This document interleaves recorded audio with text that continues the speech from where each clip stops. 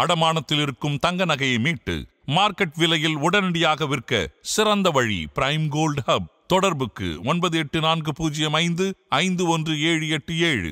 தங்கத்தை மட்டுமல்ல, உங்கள் தன்னம்பிக்கையையும் மீட்டுத் தருகிறோம். தெய்வத்தின் அருள் இப்போது உங்கள் கையில். 100% தூய்மையான சில்வர் காயின் உங்கள் இஷ்ட தெய்வத்தின் அழகான உருவத்துடன்.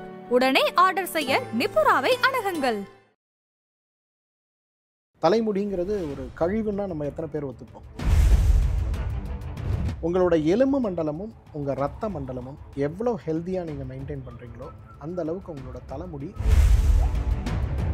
இப்போ வர ஆண் குழந்தை பெண் குழந்தை எல்லாரையும் நான் பார்க்குறேன், ஃப்ரண்ட்லலாம் அவங்களுக்கு ஹேரே கிடையாது, பால்டாக தான் வராங்க. என்ன காரணம்னு பார்த்தோன்னா, முதல் காரணம் வந்து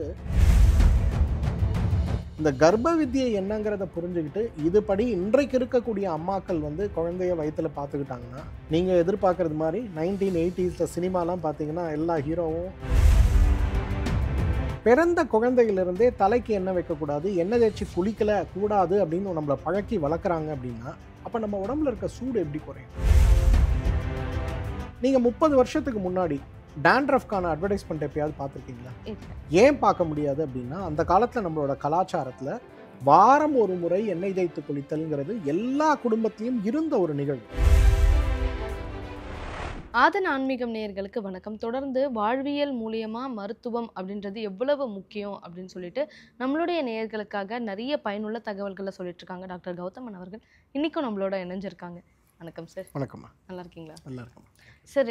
இன்னைக்கு நிறைய பேர் கான்சென்ட்ரேட் பண்ணுற ஒரு விஷயம் அப்படின்னு ஒரு டாபிக் என்ன அப்படின்னு பார்த்தீங்கன்னா, அவங்களுடைய முடி. ஏன்னா அதுதான் அவங்களுடைய அழகு அப்படின்னே சிலர் நினைக்கிறாங்க.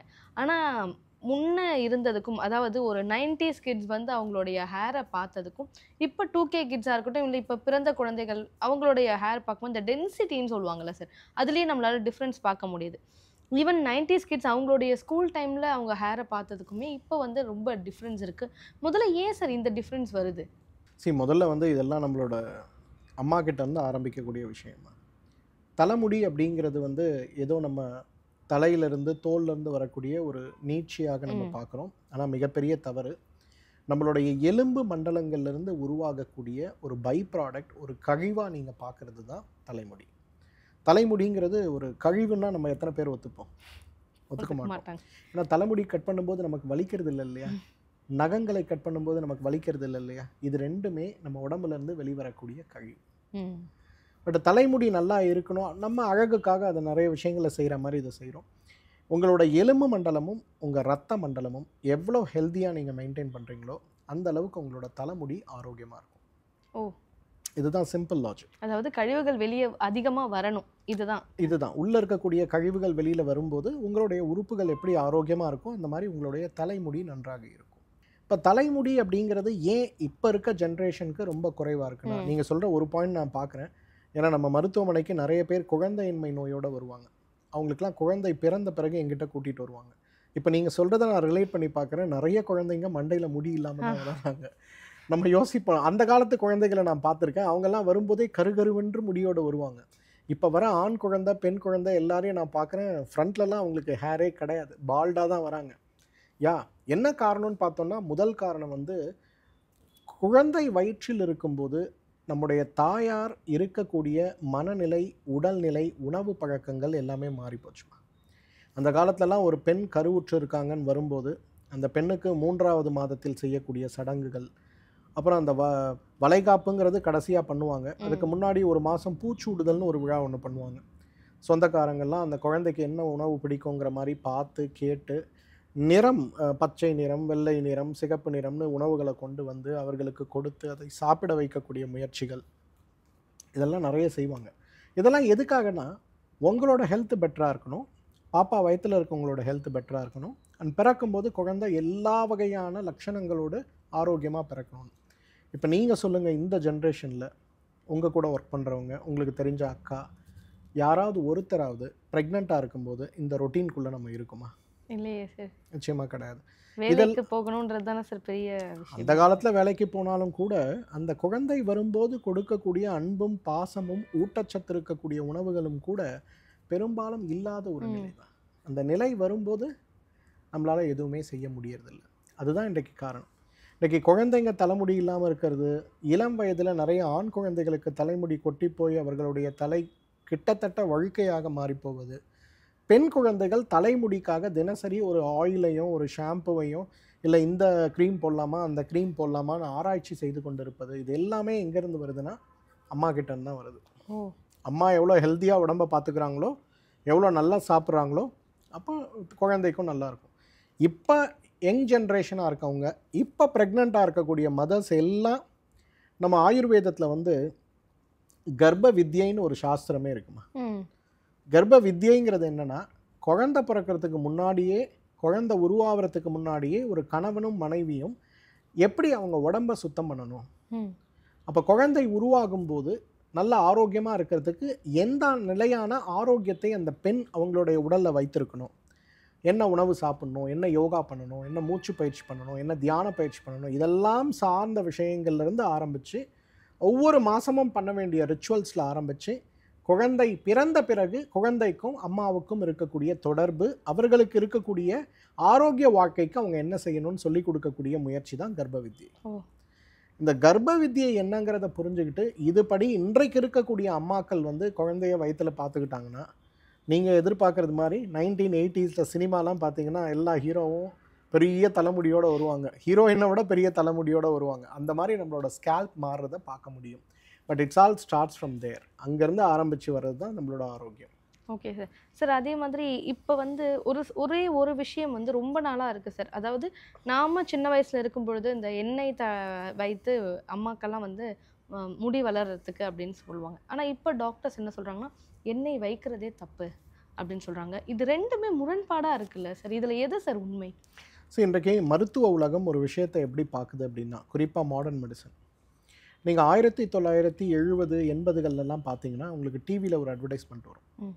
அந்த அட்வர்டைஸ்மெண்ட்டில் ஒரு ஒயிட் பேப்பரில் கறித்தூள் வச்சுட்டு அதை தள்ளிட்டு, ஒயிட் பேப்பரில் கறித்தூள் வச்சா கருப்பாகுது இல்லை, அப்போ கறித்தூள் வச்சு நீ பல் வளர்க்கணுன்னா எப்படி உன் பல் வெள்ளையாக இருக்கும் அப்படின்னு ஒரு கேள்வியை கேட்டுட்டு அதுக்கப்புறம் ஒரு விளம்பரம் வந்து இதை பயன்படுத்துங்க உங்கள் பற்கள் நல்லா வெள்ளையாக இருக்கும்னு சொல்லுவாங்க. இப்போ அதே நிறுவனம் அதே பற்பசை மீண்டும் என்ன சொல்கிறாங்கன்னா, சார்கோல் இருக்கு, கார்பன் இருக்குது, சார்கோல் இருக்குது, நீ போட்டினா உன் பல்லு வெள்ளையாகும் அப்படிங்கிறாங்க.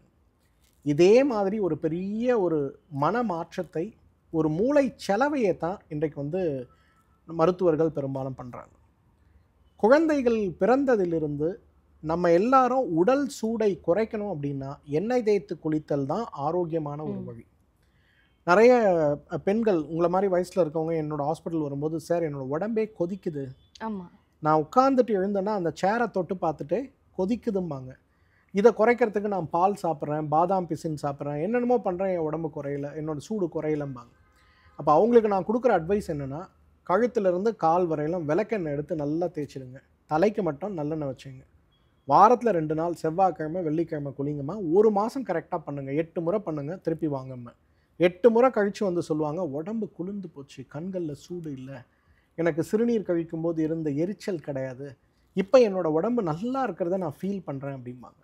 அப்போ யோசிச்சு பாருங்கள், பிறந்த குழந்தையிலிருந்தே தலைக்கு எண்ணெய் வைக்கக்கூடாது, எண்ணெய் தேய்ச்சி குளிக்கலை கூடாது அப்படின்னு நம்மளை பழக்கி வளர்க்குறாங்க அப்படின்னா அப்போ நம்ம உடம்புல இருக்க சூடு எப்படி குறையும்?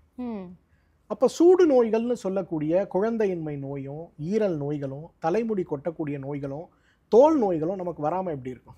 கண்டிப்பாக. நீங்கள் 30 வருஷத்துக்கு முன்னாடி டேண்ட்ரஃப்கான அட்வர்டைஸ்மெண்ட் எப்பயாவது பார்த்துருக்கீங்களா? கிடையாது.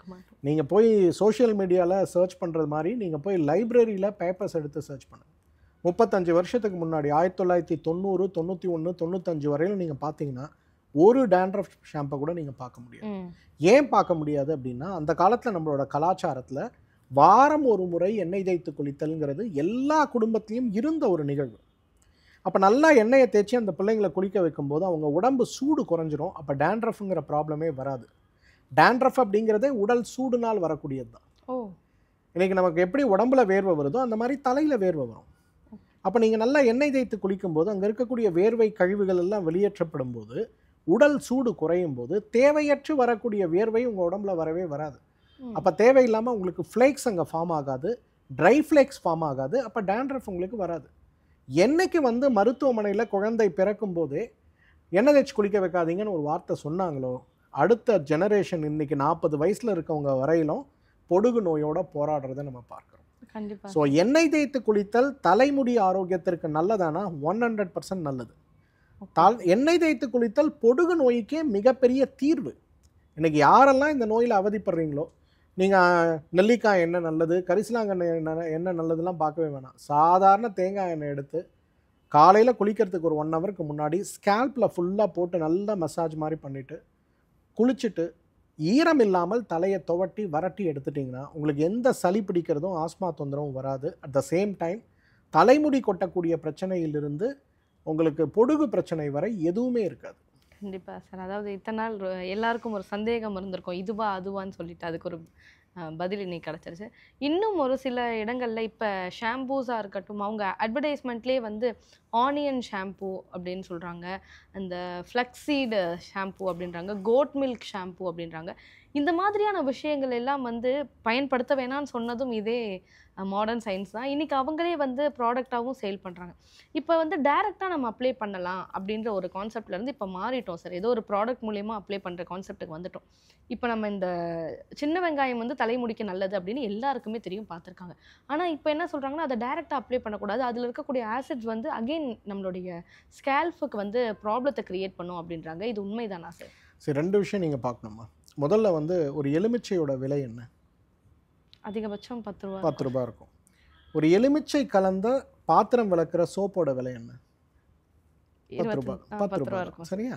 அப்போது எலுமிச்சை விலைக்கு எலுமிச்சை கலந்த சோப் எப்படி கொடுப்பாங்க? முடியாது. அப்போ என்ன பண்ணுவாங்கன்னா, எலுமிச்சையில் இருப்பது போலவே அதில் சில வேதியியல் பொருட்களை போட்டு இதோடைய அமில சக்தி அதில் இருக்குது அப்படின்றத இன்டைரக்டாக நமக்கு சொல்கிறாங்க. ரைட்? இன்றைக்கி ஷாம்புக்கள் சோப்புக்கள் எல்லாமே பண்ணுறது இந்த ஒரு தவறு தான். நீங்கள் நினைக்கிறீங்க இதில் வந்து வெங்காயத்துடைய சாறு இருக்குது அப்படின்னா வெங்காயத்தை அரைச்சி சாறு எடுத்து அதில் கலப்பாங்கன்னு நினைக்கிறீங்களா? அது நடக்கவே நடக்காது. எந்த மூலக்கூறு வெங்காயத்தில் இந்த மாற்றத்தை ஏற்படுத்துகிறது அப்படின்னு அவங்க நினைக்கிறாங்களோ அந்த மூலக்கூறை அதில் போட்டு உங்களுக்கு கெமிக்கல் ஷாம்பாக தான் இன்னைக்கு கிடைக்குதே தவிர, நீங்கள் இந்த குழன்னு ஷாம்பு பார்க்குறீங்கள, அதுவே ஒரு வேதிப்பொருள் தான். It's not a natural product. நீங்கள் ஹெர்பல்னு சொல்லி இன்றைக்கி பார்க்கக்கூடிய எந்த ஷாம்புவுமே ஹெர்பல் கிடையாது. ஸோ என்ன கேட்டிங்கன்னா, ஷாம்பு வாங்கி பயன்படுத்தணுமா, டைரெக்டாக வெங்காயத்தை பயன்படுத்தணுமானா வெங்காயத்தை தான் பயன்படுத்தணும். Best solution of course. இன்றைக்கி நமக்கு எதுக்குமா ஹோட்டலில் போய் சோறு வாங்கி சாப்பிட்ணும்? வீட்டில் அரிசி இருக்குது, தண்ணீர் இருக்குது, வடித்து அந்த சோறு நல்லதா, ஹோட்டல் சோறு நல்லதா? வீட்டு சாதம் தான் நல்லது. ஆனால் என்ன இதுலனா நம்மலாம் ரொம்ப சோம்பல் ஆகிட்டோம். ரெண்டாவது, ஒரு 30 வருஷத்துக்கு முன்னாடி நம்ம கிட்டலாம் பண வசதிங்கிறது குறைவு, அவசியத்திற்கு மட்டும்தான் செலவு செய்கிற ஒரு பெரிய நற்குணம் இருந்தது. நம்ம வந்து தேவைனா தான் நம்ம வீட்டில் இருந்து வெளியில் செலவு பண்ணுவாங்க, மற்றதெல்லாம் வீட்டுக்குள்ளேயே நம்ம எப்படி செய்கிறதுன்னு பார்த்து செலவு பண்ணுவோம். அப்போ வந்து நமக்கு வந்து சீயக்காய் பொடியை வீட்டில் அரைப்போம். ஆமாம். நீங்கள் இன்றைக்கும் கிராமத்தில் இருக்க மெஷினுக்கு போனீங்கன்னா மற்ற மாவெல்லாம் அரைக்க ஒரு மெஷின் வச்சுருப்பாங்க, 4-5 இருக்கும். ஆனால் சீயக்காய்க்கு மட்டும் தனியாக தூரமாக ஒரு மெஷின் வச்சுருப்பாங்க. ஏன்னா அதுக்குள்ளே போட்டு அரைச்சாங்கன்னா பயங்கர நெடி வரும். அப்போ அந்த சீயக்காய் பவுடரை நம்ம வாங்கிட்டு வந்து அதில் தண்ணீர் கலந்து குழைத்து அதை நீங்கள் தேய்ச்சி குளிக்கும்போது உங்களோட ஸ்கேல்ப் க்ளீன் ஆகிறத நீங்கள் பார்க்கலாம் இல்லைங்களா? பட் இப்போ என்னாச்சு, அதே சீயக்காய் அப்புறம் ஷாம்பு வர ஆரம்பிச்சுது, அப்புறம் இப்போ இதெல்லாம் சேர்க்க ஆரம்பிக்கிறாங்க. ஸோ இதோட உண்மை தாத்பரியம் என்னென்னா, ஒரு மனிதன் தன்னிறைவாக தன்னுடைய வீட்டில் தன்னுடைய கிராமத்தில் கிடைக்கக்கூடிய பொருட்களை பயன்படுத்த ஆரம்பித்தான்னா பெரிய வணிக நிறுவனங்களுக்கு அங்கே வேலையே கிடையாது. அப்போ என்ன பண்ணுவாங்கன்னா, இந்த மாதிரி தான். உதாரணத்துக்கு சொல்லணும்னா, நம்மலாம் நல்லெண்ணெய் சாப்பிட்டு நல்லா இருந்தோம். ஆமாம் சார். நல்லெண்ணெய் சாப்பிட்டா ஹார்ட் ப்ராப்ளம் வருது அப்படின்னு சொல்லிட்டு சூரியகாந்தி எண்ணெயை கொண்டு வந்தாங்க. நல்லெண்ணெய் சாப்பிட்டுட்டு இருக்கவரையும் இதய நோய்ங்கிறதே நம்ம சமூகத்தில் யாரோ ஒருத்தருக்கு தான் இருந்தது. எப்போ நீங்கள் சூரியகாந்தி எண்ணெயை சாப்பிட ஆரம்பிச்சிங்களோ, எஸ்பெஷலி இந்த கார்பரேட்டைஸ்டு ரீஃபைண்ட் ஆயிலை சாப்பிட ஆரம்பிச்சிங்களோ, வீட்டுக்கு ஒருத்தருக்கு ப்ராப்ளம் வருது. இப்போ இன்றைக்கி வணிகமயமாக்கல்ங்கிறது தான் பெரிய ப்ராப்ளமா? இன்றைக்கி ஆக்சுவலாக என்ன கேட்டிங்கன்னா, கரிசலாங்கண்ணி கிடைக்குதா, வல்லாரை கிடைக்குதா, பொடுதலை கிடைக்குதா, வெங்காயம் கிடைக்குதா, சோற்று கற்றாழை கிடைக்குதா, எல்லாத்தையும் கொண்டு வாங்க. அழகாக நீங்கள் வந்து இன்றைக்கி ஆயுர்வேத புத்தகங்களில், சித்த மருத்துவ புத்தகங்களில், இல்லை உங்கள் ஊரில் இருக்க யார் ஆயுர்வேத சித்த மருத்துவர் இருக்காரோ அவரை போய் பார்த்து, சார் எங்கள் வீட்டில் இதெல்லாம் கிடைக்குது, நான் எப்படி சார் எண்ணெய் காய்ச்சணும்னு கேட்டு அந்த எண்ணெயை காய்ச்சி நீங்கள் பயன்படுத்தினாலே போதும், ரிசல்ட்ஸ் இருக்கும்ல, ரொம்ப நல்லாயிருக்கும். நீங்கள் 1000 ரூபாய் கொடுத்து வாங்கக்கூடிய தேங்காய் எண்ணெயை விட நீங்கள் வீட்டில் செய்கிறதுக்குள்ள ரிசல்ட்ஸ் ரொம்ப நல்லாயிருக்கும்மா. Okay sir. ஓகே. அதாவது நம்ம பாரம்பரியத்தை மறந்தது தான் பிரச்சனை இல்லையா? Okay sir. அதே மாதிரி சிலருக்கு வந்து இந்த குழந்தைகளுக்கு இந்த ஒரு நோய் கண்டிப்பா இருக்கும். பொடுகு அப்படின்னு சொல்றத தாண்டி, டேண்ட்ரஃப் அப்படின்ற சொல்றத தாண்டி தோல் வந்து உரியும். இந்த ஒரு பிரச்சனை இருக்குல்ல சார், குழந்தைகளுக்கு இப்ப நிறைய குழந்தைகளுக்கு இந்த மாதிரி பிரச்சனை இருக்கு. இதுக்கான காரணம் என்ன சார்? இப்ப பிறந்த குழந்தைக்கு ஒரு 2 மாசம் 3 மாசம் இருக்கு அப்படின்னா, அது வந்து நம்ம வந்து ஒழுங்கா நம்ம குளிப்பாட்டணும் அப்படின்னா சரியாயிடும்னு சொல்றாங்க. ஆனா 1.5 வயசு 2 வயசு குழந்தைங்களுக்கு கூட இந்த பிரச்சனை இருக்கு. சமீபத்துல நான் ஒரு சில குழந்தைகளையும் பார்த்தேன். அதனால இந்த கேள்வி கேட்கிறேன். இதுக்கும் மேஜர் ரீசன் ஷாம்பு தானா சார்? இன்றைக்கு கெமிக்கல் எக்ஸ்போஷர் அப்படிங்கிறது நம்ம எல்லாருக்கும் ரொம்ப அதிகமாகிடுச்சுமா. ஒரு காலத்தெல்லாம் பார்த்தீங்கன்னா குழந்தைகளை குளிக்க வைத்த பிறகு, பொதுவாக அது ஆண் குழந்தையாக இருந்தாலும் பெண் குழந்தையாக இருந்தாலும், அந்த காலத்துலலாம் நல்லா பெண் குழந்தைன்னா நல்லா மஞ்சள் தேங்காய் எண்ணெயில் போட்டு நல்லா குழப்பி அதை ஒரு நல்ல க்ரீம் மாதிரி செஞ்சுட்டு வீட்டிலையே செஞ்சுட்டு அதை நல்லா பிள்ளைங்க முகத்துல இருந்து கால் வரையிலும் தடவி நல்லா குளிக்க வைப்பாங்க. அப்போ உங்களுக்கு அதுவே ஒரு மிகப்பெரிய ஆன்டிபயோட்டிக், ஆன்டிவைரல், ஆன்டி இன்ஃப்ளமேட்ரி, ஒரு தோலில் இருக்கக்கூடிய காயங்கள் துர்நாற்றங்கள் அனைத்தையுமே மாற்றும். குழந்தைகள் ஆரோக்கியமாக இருந்தோம். இப்போல்லாம் பார்த்தீங்கன்னா சோப்பு போய் இப்போல்லாம் பாடி வாஷ்ன்னு சொல்லக்கூடிய கெமிக்கல்ஸ் வரலாம் வந்துருச்சு. இன்றைக்கி வந்து ஒரு 6 மாதத்துக்கு முன்னாடி நீங்கள் படிச்சிருப்பீங்களான்னு தெரியல, ரொம்ப பிரபலமான குழந்தைகளுக்கான ஷாம்பு செய்யக்கூடிய கம்பெனி வந்து அமெரிக்காவில் வந்து அந்த ஷாம்புவும் வந்து அந்த குழந்தைகளுக்கு புற்றுநோயை உருவாக்குகிறதுன்னு சொல்லிட்டு கிட்டத்தட்ட $270 மில்லியன், நம்ம ஊர் காசுக்கு சொல்லணும்னா கிட்டத்தட்ட வந்து ஒரு 2000 கோடி ரூபாய் அளவுக்கு அவர்களுக்கு ஃபைன் போட்டாங்க. ஆனால் அந்த ப்ராடக்ட்ஸ் இன்னும் நம்ம குழந்தைகளுக்கு நம்ம யூஸ் பண்ணியிருக்காங்க. கண்டிப்பாக. ஸோ அப்போ நமக்கு என்ன ஆகுது, கெமிக்கல் எக்ஸ்போஷர் நம்ம உடம்புல அதிகமாகும் போது நேச்சுரலி குழந்தைகளுக்கு தோல் நோய்கள் வரதை பார்க்குறோம். ரெண்டாவது, குழந்தைகளுக்கு இன்றைக்கி கொடுக்கக்கூடிய உணவுகள் கூட பார்த்திங்கன்னா பெரும்பாலும் இன்றைக்கு நம்ம வீட்டில் செய்யக்கூடிய உணவுகளாக இல்லாமல், இன்றைக்கி பள்ளிக்கூடம் போகக்கூடிய ஒரு குழந்தைய நீங்கள் ரோட்டில் பிடிச்சி வச்சு என்ன ஸ்நாக் பாக்ஸில் இருக்குன்னு பாருங்களேன், பிஸ்கெட்ஸ் இருக்கும், பேக்டு ஃபுட்ஸ் தான் இருக்குது. ஸோ அப்போ நேச்சுரலி அந்த மாதிரி ஃபுட்ஸை சாப்பிடும்போது அதுவும் வருது. மூணாவது, நம்மெல்லாம் குழந்தையாக இருக்கும்போது கிராமத்தில் பாட்டி என்ன பண்ணுவாங்க, சண்டே ஆச்சுன்னா ஒரு 4 வேப்பலை எடுத்து கொஞ்சம் மிளகு வச்சு கொஞ்சம் மஞ்சள் வச்சு அரைச்சி ஒரு கொட்டைப்பாக்களவு அதை காலையில் போட்டு அமுக்கி எல்லாரையும் சாப்பிட வச்சுருவாங்க. சனிக்கிழமை ஆச்சுன்னா அதை அவங்களுக்கு வெத்தலை கஷாயம் கொடுத்துட்டு நல்லா எண்ணெய் தேய்ச்சி எல்லாரையும் வரிசையாக குளிக்க வைப்பாங்க. அன்றைக்கி 11 மணிக்கு தான் சாப்பாடு, காலையில் யாருக்கும் பிரேக்ஃபாஸ்ட் கிடையாது. இதை மாதத்துக்கு ஒரு முறை அவங்க பண்ணும்போது உடம்பு உருவாக்கக்கூடிய கழிவுகளும் சரி, நம்ம உணவில் சேர்க்குற கழிவும் சரி டீடாக்ஸ் ஆகிட்டே இருக்கும். அப்போ இதெல்லாம் டீடாக்ஸ் ஆக ஆக உங்களுக்கு என்ன ஆகுது, உடம்பு நல்லா இருந்தது. எஸ், இன்றைக்கி அதை பண்ணுறதுக்கான பாசிபிலிட்டி இல்லாமல் போகிறதுனால குழந்தைகளுக்கு ப்ராப்ளம் வருது. இப்போல்லாம் டிவார்மிங்னு சொல்கிறதுக்கான ஒரு மருந்து, ஆல்பெண்டசோல்னு ஒரு மருந்து கொடுப்பாங்க. அந்த மருந்தெல்லாம் இன்றைக்கி சாப்பிட்டு உள்ளே இருக்க பூச்சியெல்லாம் நல்லா சந்தோஷமாக சத்து டானிக் மாதிரி அந்த மருந்தை சாப்பிடுது, வேலையே செய்யறதில்ல. ஸோ இன்றைக்கி ப்ராப்ளம்ஸ் அதிகமாக குழந்தைகளுக்கு வருது. ஏன் நமக்கு தோல் நோய்கள் வரதுக்கு கூட காரணம் டீடாக்ஸ் செய்து கொள்ளாததும் உணவில் இன்னும் பெரிய ஒரு கவனம் எடுத்துக்கொள்ளாததும் தான். ஒரு காலத்தில் 1990ஸ்லாம் நாங்கள் வந்து மவுண்ட் ரோடு வருவோம், எங்கள் ஊர்லேருந்து கிளம்பி சென்னைக்கு வருவோம். சென்னைக்கு வரும்போது அங்கெல்லாம் வந்து அசைவ ஹோட்டல்கள் இருக்கான்னு தேடுவோம். வெறும் வெஜிடேரியன் தான் இருக்கும், நான் வெஜிடேரியன் ஹோட்டல்ஸே இருக்காது. ஹோட்டல்ஸ் நிறைய இருக்கும், ஆனால் வந்து எல்லாம் சைவ ஹோட்டலாக இருக்கும். அசைவ ஹோட்டலே பார்க்க முடியாது, ரொம்ப ரேர். நீங்கள் இந்த எல்ஐசி கிட்ட வந்தால் தான் 2-3 பிரபலமான அசைவ ஹோட்டல்ஸ் இருக்கும். ஆனால் இன்றைக்கி நான் பார்க்குறேன், அன்றைக்கி ஒரு நாள் ரொம்ப வருஷம் கழித்து நான் வீட்டிலேருந்து கிளினிக்லேருந்து வீடு வேறு எங்கேயுமே போகிறதில்ல, ஒரு நாள் போகலாம் அப்படின்னு சொல்லிட்டு போயிருந்தோம். சைவ ஹோட்டலே இல்லைம்மா, அவ்வளவு அசைவ ஹோட்டல்ஸ். அப்போ அந்த தாட் ப்ராசஸ் கொஞ்சம் யோசிச்சு பாருங்கள். நீங்கள் அந்த அளவுக்கு அசைவம் சார்ந்த உணவுகளோடு நம்மளோட கலாச்சாரம் மாறி போயிருக்கு அப்படின்னா அப்போ நமக்கு தோல் நோய்கள் ஏன் வராது? தலைமுடி எப்படி இருக்கும் முதல்ல? ஸோ இது எல்லாமே வாழ்வியல் முறை சார்ந்தது. ஆனால் நம்ம உடம்புல நடக்குது, இதை மாற்றுறதுக்கு நான் என்னென்ன செய்யணுங்கிற ஒரு விழிப்புணர்வு மட்டும் நமக்கு ஒரு தாட் ப்ராசஸ் இருந்ததுன்னா எல்லாமே ரிவர்ஸ் பண்ணலாம். கண்டிப்பாக சார். இறுதியாக எனக்கு ஒரே ஒரு கேள்வி சார், நிறைய பெற்றோர்களுக்கு ரொம்ப பயனுள்ளதாக இருக்கும்னு நினைக்கிறேன். குழந்தைகளை குளிப்பாட்ட வந்து இந்த பொடிகள் சிலது வீட்டில் பயன்படுத்துவாங்க, அந்த பொடிகளில் என்னென்ன விஷயங்கள் சேர்க்கலாம் சார்? சரி, பொதுவாக 4 விஷயங்களை நம்ம பொதுவாக சேர்க்க சொல்லுவோம். முதல்ல வந்து குழந்தையுடைய தோல் ரொம்ப எண்ணெய் பசை இருக்கக்கூடியதா வறட்சி இருக்கிறதாங்கிற ஒரு அண்டர்ஸ்டாண்டிங் வரணும். பெண் குழந்தையாக இருக்குன்னா நீங்கள் ரொம்ப மெனக்கிடவே வேண்டாம், நல்லா தேங்காய் எண்ணெய் எடுத்துங்க, நல்ல மஞ்சள் எடுத்துங்க, தேங்காய் எண்ணெயை சூடு பண்ணி இறக்கி வச்சுருங்க. அதில் நல்ல பெரிய டேபிள் ஸ்பூனில், அதாவது ஒரு 50 மில்லி தேங்காய் எண்ணெய் எடுக்கிறீங்கன்னா 5 கிராம் அளவுக்கு அதில் நல்ல மஞ்சளை போடுங்க, நல்லா குழைங்க. அதை குழந்தைகளுக்கு முகத்துலேருந்து கால் வரையில் நல்லா தடவிட்டு அதுக்கப்புறம் நீங்கள் குளிக்க வைங்க.